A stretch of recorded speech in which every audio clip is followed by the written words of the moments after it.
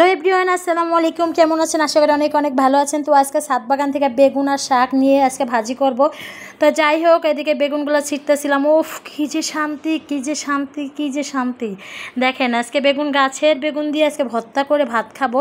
তো যাই হোক, আমি এদিকে ভর্তা করার জন্য বেগুনগুলো তুলে নিতেছিলাম। আর বেগুনগুলো মানে মাশাআল্লাহ দিল, আলহামদুলিল্লাহ অনেক সুন্দর হয়েছে। মানে আমার ভর্তা করার জন্য পারফেক্ট হয়ে গেছে।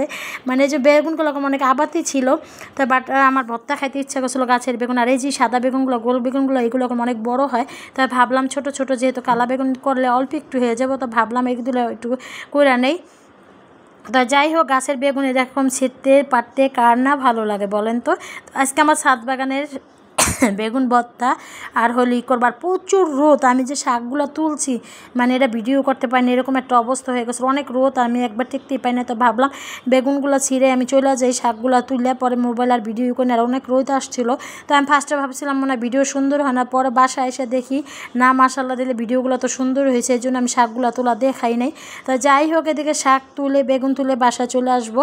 আর দেখেন বেগুনগুলো দেখতে কি সুন্দর লাগতেছে। আর এরকম একবার ফরমালিন ছাড়া বেগুন, মাশাআল্লাহ দিলে নিজের কাছে যাই হয় আলহামদুলিল্লাহ। তো দেখেন আমি কতগুলো শাক তুলে নিয়ে আসছি। একটা প্যাকেট নিয়ে গেছিলাম শাক তোলার জন্য, তো এখন বুড়াই রয়েছে শাকগুলো।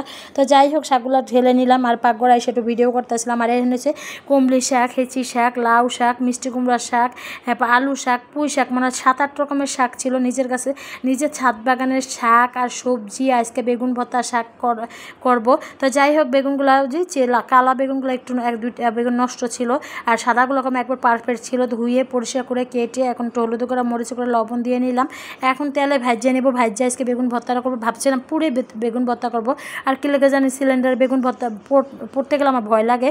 এর জন্য ভাবলাম না, দরকার নেই এত রিস্ক নেওয়ার, যেহেতু সিলিন্ডার অনেক সময় দুর্ঘটনা হয়।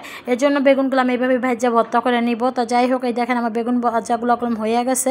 আর এদিকে শাকটাও হয়ে গেছে। এখন বাগার দিয়ে নেব। শাকটা একটু পেঁয়াজ আর মরিচ সুন্দর করে সব কিছু দিয়ে দিয়েছিলাম, এখন শুকনো মরিচ দিয়ে বাগার দিয়ে নেব। আর এদিকে দেখেন বেগুনের জন্য একটু পেঁয়াজটা টালিয়ে নিয়েছি, শুকনো মরিচ গুঁড়ো করে নিলাম। আর ধনিয়া পাতা, লবণ সব কিছু পারফেক্ট। তেল দেয় না, যেহেতু বেশি তেল দিয়ে ভাজা হয়ে গেছে। আর এদিকে কসলাই নিতেছিলাম। কসলাই নেওয়ার পরে এখন বেগুন ভর্তাগুলো করে নিব।